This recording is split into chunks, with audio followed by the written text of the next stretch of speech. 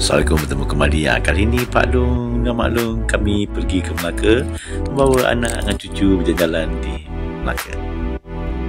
Kami berada di Blue Bayou Lagoon Resort, iaitu terletak di Bukit Katil yang sungguh menyeronokkan.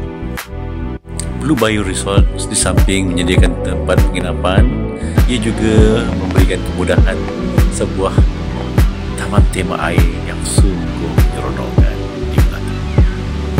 Terdapat berbagai tempat permainan air seperti gelongsor air yang sungguh menyeronokkan bagi kanak-kanak dan juga orang dewasa.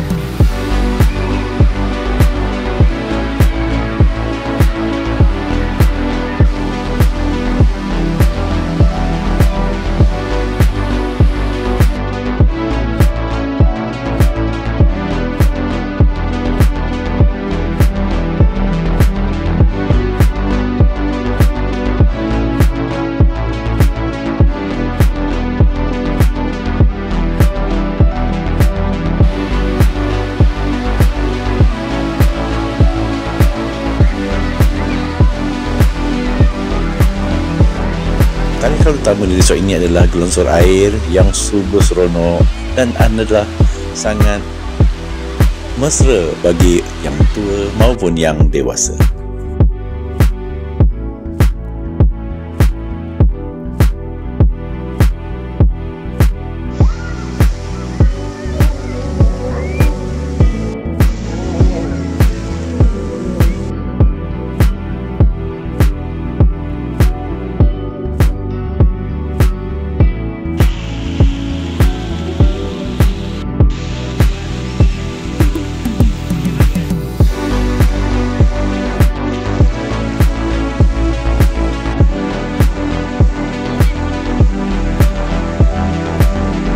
Sekian daripada Pak Long dan Mak Long. Semoga berjumpa kembali. Jangan lupa kalau datang ke Melaka, sila datang ke Blue Bayou Lagoon Resort.